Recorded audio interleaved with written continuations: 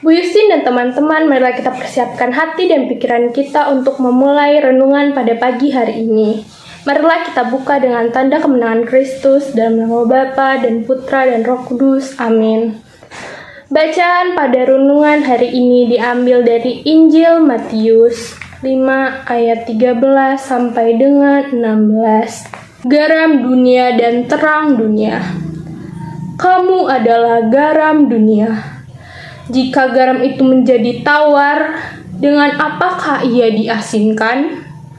Tidak ada lagi gunanya selain dibuang dan diinjak orang. Kamu adalah terang dunia. Kota yang terletak di atas gunung tidak mungkin tersembunyi. Lagi pula, orang tidak menyalakan pelita lalu meletakkannya di bawah gantang, melainkan di atas kaki dian sehingga menerangi semua orang di dalam rumah itu.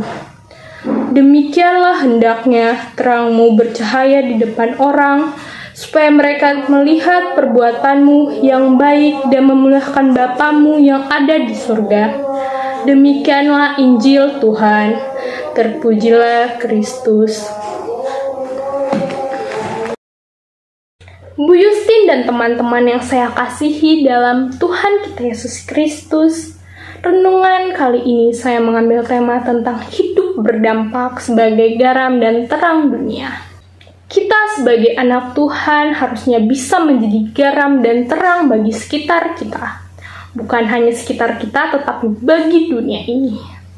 Kita menjadi garam berarti kita harus menjadi dampak positif bagi orang lain, baik melalui perkataan dan juga perilaku kita.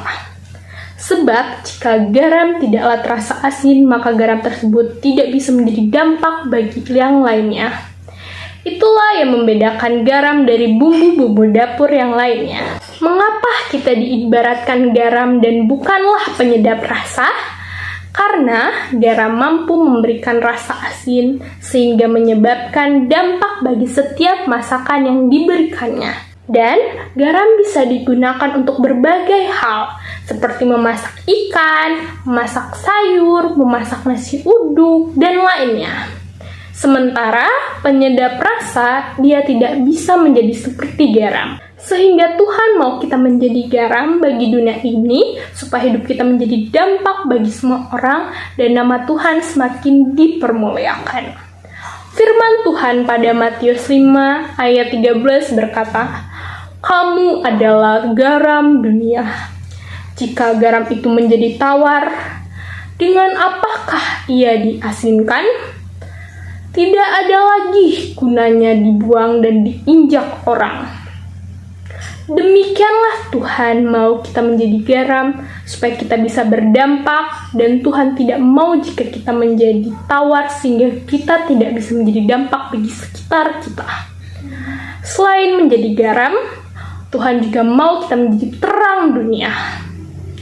Menjadi terang untuk menunjukkan kemuliaan Tuhan, agar setiap orang yang melihat kita dapat melihat kemuliaan Allah Bapa dalam diri kita. Kita menjadi terang bukan hanya dengan menjadi pendeta yang terkenal, kita harus berpandai dalam public speaking, tetapi kita menjadi terang atas perbuatan kita. Dengan kita menunjukkan kasih terhadap semua orang yang Tuhan izinkan terjadi, misalnya kita tidak terlambat masuk sekolah, kita selalu mengerjakan tugas dan PR yang diberikan kepada guru, taat kepada orang tua, dan juga tidak menyontek saat ulangan, semua itu sudah membuat kita berbeda dengan lainnya. Sehingga, tanpa kita sadari, kita menjadi terang bagi sekitar kita. Setiap orang yang melihat perbuatan kita akan terpengaruhi terhadap terang yang kita punya. Sekecil apapun terangmu, tetap janganlah minder, jangan pernah padamkan terangmu, dan biarlah terangmu tetap bersinar dan selalu mengandalkan Tuhan dalam setiap apa yang kita lakukan. Jadi, hendaklah terang kita selalu bersinar, tak peduli bagaimana keadaan dan kondisi kita. Jangan pernah padamkan terang kita dan selalu andalkan Tuhan supaya menuntun agar terang kita tidaklah padam. Akhirnya, hendaklah hidup kita berdampak bagi orang lain sebagai garam dan terang dunia. Amin. Demikianlah renungan kita pada hari ini. Marilah kita tutup dengan tanda kemenangan Kristus. Dalam nama Bapa dan Putra dan Roh Kudus. Amin.